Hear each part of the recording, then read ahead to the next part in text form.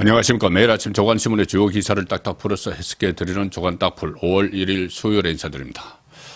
그제 열렸던 윤석열 대통령과 민주당 대표 이재명의 차담회, 원래 이 윤석열 대통령이 제안을 했지만 민주당이 준비 과정에서 무리한 요구를 많이 하는 바람에 무산될 뻔했죠.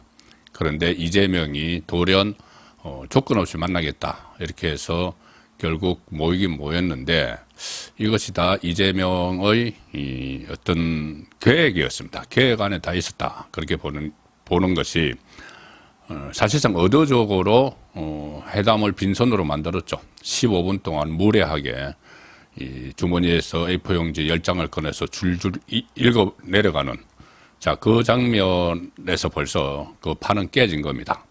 자, 그런데 그렇게 의도적으로 판을 엎은 이유는 원래 계획대로 전국 경색, 전국을 아주 꽁꽁 얼어붙게 만들어서 본인의 이 정치적 이해 덕실에 따라서 전국을 혼란스럽게 만드는 그 상황으로 몰아가기 위한 불쏘시개로 이 차담회를 이용을 했다.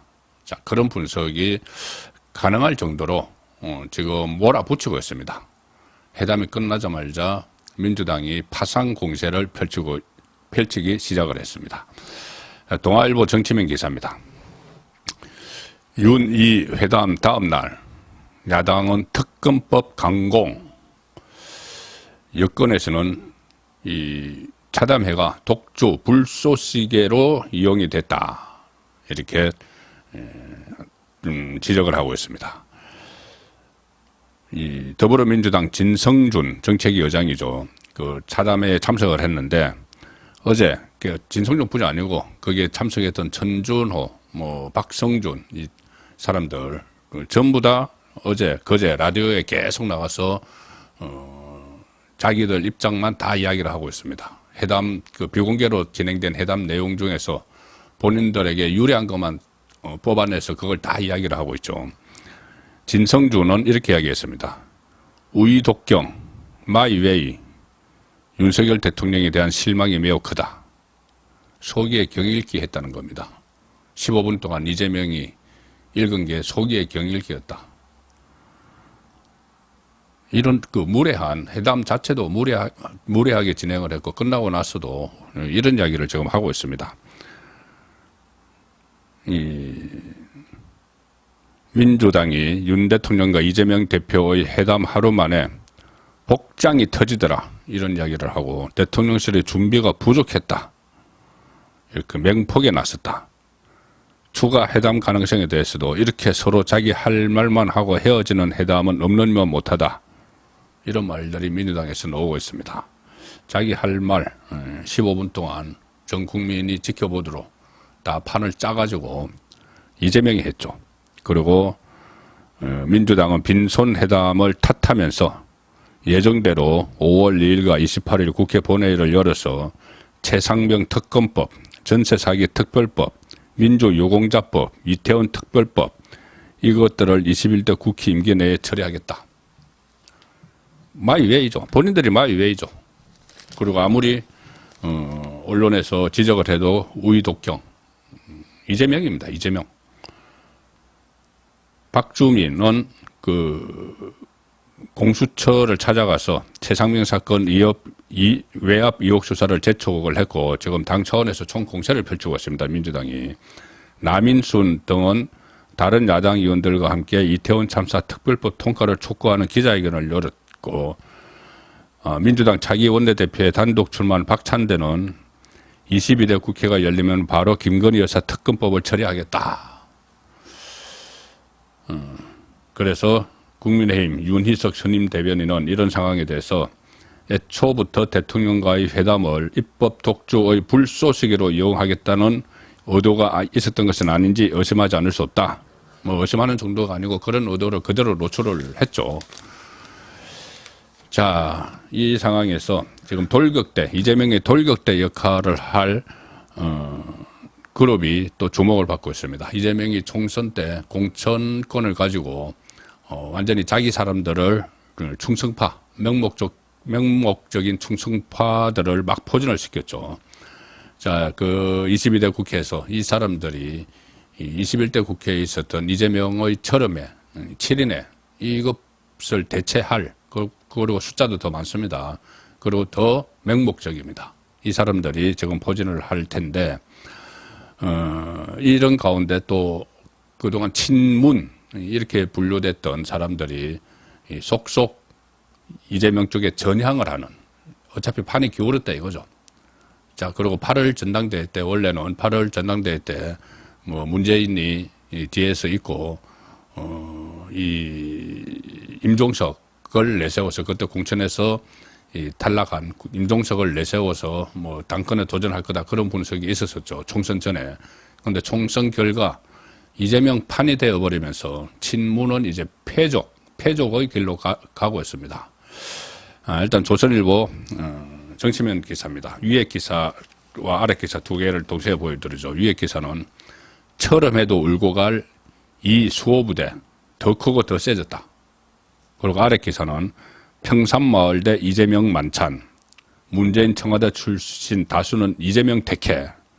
평산 그 같은 날 29일 날 같은 날 이 문재인의 평산마을 방문 일정이 있었고 친문들이 이재명 만찬이 따로 있었는데 그 청와대 출신들이 이재명 쪽으로 갔다. 두 개, 같은 날 두 개 저녁이 따로따로 있었는데 평산마을에 하나 있고, 이재명 쪽이 하나 있고, 이재명은 서울에서. 그런데 친문들이 평산마을 간 사람보다 이재명 쪽에 간 사람이 더 많다. 대세 추종이죠. 이제 문제는 끝났다. 이 좌파 안에서 친문은 끝났다. 그런 이야기죠. 친문이 패족이 되는. 자, 그 상황 먼저 설명을 드리면 이렇습니다. 민주당 이재명 대표가 29일 서울 여의도에서 친명 성향 더민주 전국 혁신회의, 조금 전에 말씀드린 그 혁신회의입니다. 철음에도 울고 갈 멤버들과 만찬을 했는데, 그런데 이 혁신회의 멤버 가운데 문재인 정부 청와대 출신 현역 의원, 그리고 22대 총선 당선자, 그러니까 친문 중에 상당수는 이재명 대표가 참석한 만찬에 참석했고, 일부 인사만 이 만찬 대신에 경남 양산 평산마을을 찾아 문재인 전 대통령을 만난 것으로 알려졌다.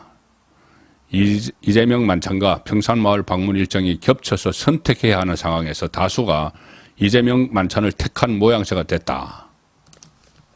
일정이 겹치니까는 원래 이재명은 이 오찬을 하려고 했다가 그때 오찬 때 윤석열 대통령과 2시에 만나기로 돼 있어서 만찬으로 바꾸는 바람에 만찬, 서울에서 이재명 만찬, 평산마을에서 문재인 만찬, 이렇게 되어 있었는데, 친문들이, 문재인 청와대 참모 출신들이나 이 친문들이 이재명 만찬 쪽으로 갔다는 이야기죠. 전향했다는 이야기입니다. 친문계 출신 22대 총선 당선자 10여 명은 평산마을을 찾아서 문재인을 만나는 일정이 예정되어 있었는데, 그런데 이재명이 참석한 만찬에 쭉 가버렸다는 겁니다. 문재인 정부 청와대 출신 중에서 김기표, 윤종군, 건향엽, 최현일 이런 당선자들이 쭉 이재명 쪽으로 갔다는 이야기죠. 평산마을을 찾은 혁신회의 멤버보다 이재명 만찬에 참석한 사람이 많았다. 혁신회의 소속이 아닌 일부 친문계 인사도 지역구 일정 등을 이유로 평산마을 모임에는 불참했다. 그 평산마을에서 불렀는데, 문재인이 오라고 불렀는데 이재명 쪽에 간 사람들이 더 많고, 또 아예 다른 지역구 그 일정 핑계로 안 갔다는 겁니다. 문재인이 이제 끝났다 이 이야기죠. 친문계가 이제 패족이 되는 순간이면은, 이렇게 되면은 문재인의 수사 앞으로 이제 총선 이후에 본격화될 거다 이런 전망이 많았었는데, 수사를 해도 지켜줄 사람들이 없어지는 셈이죠. 자, 그리고 이 민주혁신회의, 철음에도 울고 갈 이재명 수호부대, 친이재명계 원외 모임이었죠. 더민주 전국 혁신회의라는 게 있는데 4.10 총선에서 당선자 31명을 내면서 22대 국회 민주당 최대 의원 모임으로 부상을 했는데, 민주당 공천 과정에서 현역 교체율이 41%에 달하면서 기존 당내 의원들 모임은 다 축소가 됐죠. 21대 때 당내 모임을 했던 뭐 철회매나 이런 게 다 축소되고 없어지고 7인에 사실상 붕괴되고 했는데 그거를 대체할 돌격대 21대 국회에서 돌격대 역할을 하는 모임이 탄생을 했다는 이야기입니다. 혁신회의는 대표적 친명계인 강위원 당대표 정무특보 김우영 당선자가 주도를 하고 있고 이 두 사람은 작년 6월에 이재명 수호, 아예 이재명 수호를 내세워서 출범을 시켰습니다. 그런데 그 50명이 무려 50명이 공천을 받았고 31명이 당선이 됐다는 이야기죠. 또 현재 연회비를 내는 회원만 2,000명 정도다. 대부분이 민주당 당원이라서 최대 당원 모임이다. 이재명도 그 만찬 모임에서 당선자들과 만찬을 하면서 마음이 든든하다. 여러분들 내 곁에 돌격대들이 있으니까는 마음이 든든하다. 이렇게 이야기를 했다는 겁니다. 그리고 여기 혁신회의라는데 여기는 이른바 대장동 변호사, 김기표, 이건태, 김동아 당선자들이 소속돼 있다. 자, 이것은 무슨 혁신입니까? 이재명 그 대장동 비리 여러 가지 비리들 다 변호해주고 변호사비도 안 받고 금배지로 대신 받아갔다는 그런 의혹들이 있는 사람이 들어가서 혁신을 한다고 이야기합니다. 그 여기에 또 정조, 이재명을 정조에 빗댔던 그 말썽 많은 김준혁도 여기 들어가 있고 양문석, 자 이런 사람들이 지금 들어가 있는 이 모임이 이제 앞으로 이재명의 돌격대 역할을 합니다. 이 사람들이 이재명에 대한 사법 처리가 본격화되면은 앞장서서 또 서초동에 몰려가고 뭐 하겠죠. 자, 이런 상황에 대해서 여건이 대처를 해야 되는데 일단 국민의힘 지도부는 이제 아직 선출이 되지 않았죠. 원내대표 경선도 지금 미뤄지는 이런 상황이고 전당대회는 이제 6월 말 7월 초. 근데 여기 한동훈이 나오느냐 안 나오느냐 그런 논란들이 있는 가운데 윤석열 대통령 그저께 사실상 15분 동안 이재명에게 뒤통수를 맞았죠. 사전에 합의된 대로 하지 않고 실무적으로 해서 막무가내로 던지는 바람에 뒤통수를 맞았는데 윤석열 대통령도 지금 상당히 이 변화를 찾는 그런 모습을 보이고 있습니다. 지금까지와는 조금 다른 여러 가지 조치들을 시행을 하고 있습니다. 오늘 연합뉴스 기사입니다. 아침에 나온 연합뉴스 기사. 제목은 윤 대통령 이러면 내주 취임 2주년 기자회견 한다.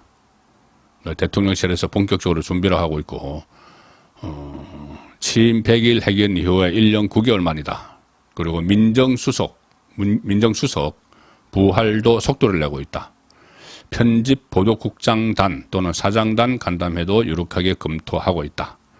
자, 그 취임 2주년 기자회견은 원래 5월 10일이죠. 근데 그날이 금요일이니까는 그날보다는 그 전후한 시점이 유력한데 어쨌든 5월 중순은 크게 벗어나지 않을 것이다. 대통령실 출입 기자단으로부터 질문 받고 답하는 전통적인 방식으로 진행될 예정이고 그렇게 되면 도어 스태핑을 하고 있을 때 2022년 8월 17일 취임 100일 공식 기자회견 진행 이후에 약 1년 9개월 만이다. 언론과 측면을 계속 넓혀 나갈 예정이고 이재명과의 첫 회담이 마무리되면서 민정수석실 부활 등에도 속도를 낼 것이다. 그래서 민심을 제대로 청취하는 조직을 만든다. 자, 이런 여러 가지 변화된 모습을 보이는데 이 국무총리 문제 지금 당장 임명해야 될 사람이죠. 국무총리인데 이번에 원래 이재명과 만나면서 처음에 만나는 목적이 이것 때문이 아닌가 뭐 다들 그렇게 예상을 했는데 뭐 대부분 그렇게 예상을 했는데 저는 계속 처음부터 말씀을 드렸죠. 이거는 총리 문제는 이재명과 이야기할 사안이 아니다. 그런데 실제로 어쨌든 없었습니다. 그래서 지금 그 총리 인선에 지금 박차를 가하고 있는데 자 어느 사람이 될지 좀 지켜봐야 되는데 일단 중앙일보 3면 기사입니다. 용산 민주당 차담서 총리 후보 거론 안 해. 사전 협의 없을 듯. 뭐 차담에서도 없었고 앞으로도 없을 거라는 이야기입니다. 그래서 윤석열 대통령이 인사권을 있으니 당연히 윤 대통령이 뭐 결정을 해야 되죠. 곧 한덕수 총리 후임 인선을 윤석열 대통령이 본격화할 전망인데 여러 의견을 들은 윤석열 대통령이 생각을 정리하고 있는 단계다. 야당과 사전 협의 후 발표하는 방식은 고려하고 있지 않다. 이런 말이 용산에서 나오고 있고요. 국회 동의를 얻어야 하는 국무총리 임명은 가반 의석인 민주당이 반대하면 이뤄지기 어렵다.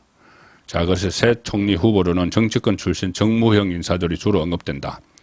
중앙일보 기사입니다. 중앙일보는 김한길, 박영선까지도 계속 이야기를 하고 있고 민주당 출신 새로 뭐 이강재 이름도 나온다. 뭐 이게 중앙일보 기사입니다. 말도 안 된다는 생각인데 저는. 그리고 지금 현 여권 안에서는 주호영, 건영세, 이주영, 이정현 이름도 나오는데 글쎄 지금 제가 뭐 좀 취재하고 이렇게 여기 들리는 이야기로는 주호영 카드가 지금 다시 급부상하고 있는 것 아닌가 이런 생각이 듭니다. 주호영 카드가 급부상하는 이유는 물론 그 육선 국회의원이 되죠. 육선 국회의원이 돼서 그동안 뭐 특임장관 이명박 정부 때 이 특임장관은 가지고 이제 정무장관 역할을 한 자리죠. 특임장관을 지낸 경력도 있는 데다가 일단 이 국민의힘의 불이죠. TK에서 육선을 했다. 뭐 그런 상징성도 좀 고려를 해야 됩니다. 지금 당 내에서 영남 배제론 이야기 나오는데 이 전체 당선자, 지역구 당선자의 3분의 2가 영남이고 그리고 이 뭐 영남 배제론 정치에서는 이야기할 수 있다고 하지만은 국무총리 쪽은 좀 결이 다른 이야기죠. 자, 그리고 무엇보다도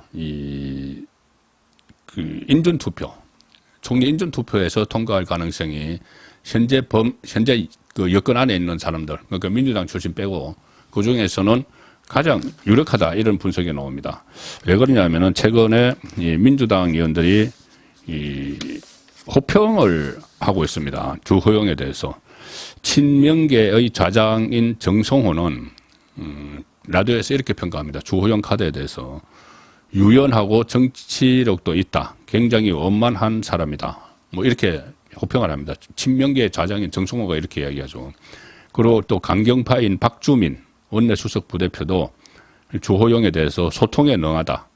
다른 국민의힘 의원들보다는 소통에 능하다. 이런 식으로 평가를 하는데, 자, 물론 이것이 이 주호영 카드에 대해서 뭐 다른 의도가 있는 것 아니냐 이렇게 호평을 하는 이유가 좀 비교적 좀 약체로 평가하는 것 아닌가 이런 말도 나오고 있고 또 그 영남 정권이라는 것을 TK 테두리 안에 묶어두기 위해서 윤석열 정부를 일부러 TK 출신을 띄우는 것 아니냐 이런 뭐 이야기도 정가에서는 워낙 다양한 이야기가 나오니까 그런 이야기도 나오지만 일단 임명이 되면은 그 다음부터는 주호용 하기 나름이겠죠. 임명이 되면은. 그리고 국회에서는 그런 것도 있습니다. 현역 불패해서 현역 국회의원에 대해서는 보통 인사청문회 그냥 잘 통과시켜주는 그런 풍토도 있죠. 그리고 주호영 의원은 불교계에 상당히 인맥이 넓고 발이 넓기 때문에 그런 부분도 그 국회 인준을 하는데 아무래도 좀 영향을 미치지 않겠느냐. 그래서 주호영 카드가 많이 지금 거론이 되고 있는 상황입니다. 그리고 대통령 변화를 저희가 계속 말씀을 드리는데 여당과 국민의힘과도 일정 부분은 좀 거리 두는 그런 내용도 있다는 기사도 계속 나오고 있습니다. 중앙일보 기사입니다. 여당 이철규 논란의 경선 연기 대통령은 오해받을 생각 없다. 뭐냐면 친윤인 이철규 의원 혼자 지금 원내대표의 경선에 출마를 할 생각인데 아직 등록을 안 했습니다. 등록을 안 한 상황에서 어떻게 상황을 보고 있는데 등록 기간까지 아무도 원내대표에 나서겠다고 한 사람이 없기 때문에 원래 3일로 예정됐던 원내대표 경선을 9일로 일단 엿새 연기를 했습니다. 이철규에 대해서 뭐 이야기를 하는 것은 친윤이다. 그리고 총선 패배에 책임이 있다. 이런 논리죠. 그런데 지금 그렇다고 이철규 외에 다른 사람이 나서러 가는 사람이 없습니다. 그래서 나서러 가는 사람이 없어서 대표 경선을 아예 연결을 하는 초유의 일이 지금 벌어지고 있는 상황이죠. 지금 대안이 없는 상황에서 영남도 배제해야 되고 친윤도 배제해야 되고 이렇게 한가롭게 이야기할 때가 아닙니다. 지금 조금 전에 말씀드린 대로 총공세가 시작이 되는데 원내대표 하나 제대로 모셔오셔야 말이 안 되는 것이죠. 그리고 원내대표 하겠다는 사람이 없는 상황에서 뭐 친윤 빼고 영남 빼고 도대체 뭘 어떻게 하자는 건지. 자, 어쨌든 이런 가운데 윤석열 대통령은 원내대표 선거와 관련해서 오해받을 생각이 없다. 민심에만 집중해야 한다. 이렇게 참모들에게 강조했다. 이렇게 전했습니다. 오해를 살 만한 어떠한 행동도 하지 말라는 것이 윤석열 대통령의 방침이다. 자, 오늘 마지막 기사는 조선일보 일면 톱입니다. 선관위 이야기입니다. 자, 일면 톱 기사 조선일보. 선관위 경력직 뽑을 때마다 비리. 김세한 전 중앙선거관리위원회 사무총장 아들은 선관위에서 세자, 왕세자죠. 세자로 불렸다. 선관위에서 왕이나 다름없는 사무총장의 아들이 2020년 인천 강화군 선관위의 경력직으로 채용되는 과정에서 특혜를 받고 상급 기관인 인천 선관위로 옮길 때도 특별 대우를 받으면서 나온 이야기다. 사무총장 아들이 선관위 안에서 세자마마로 불렸다는 겁니다. 감사원은 이 세자 채용을 비롯해서 중앙선관위와 각 지역 선관위가 지난 10년간 291차례에 걸쳐 진행한 경력직 공무원 채용 전부에서 비리나 규정 위반이 확인됐다고 밝혔다. 규정 위반은 1200건이 넘었다. 이런 채용에서 선관위 전 현직 직원의 아들, 딸, 예비 사위까지 21명이 합격했고 이 가운데 12명은 부정하게 합격한 것으로 조사됐다. 이런 선관위가 총선도 또 관여를 했기 때문에 여전히 이 사전투표 조작설, 부정개표설이 끊임없이 나오는 한 원인이기도 합니다. 5월 1일 보내드린 조간딱풀이었습니다.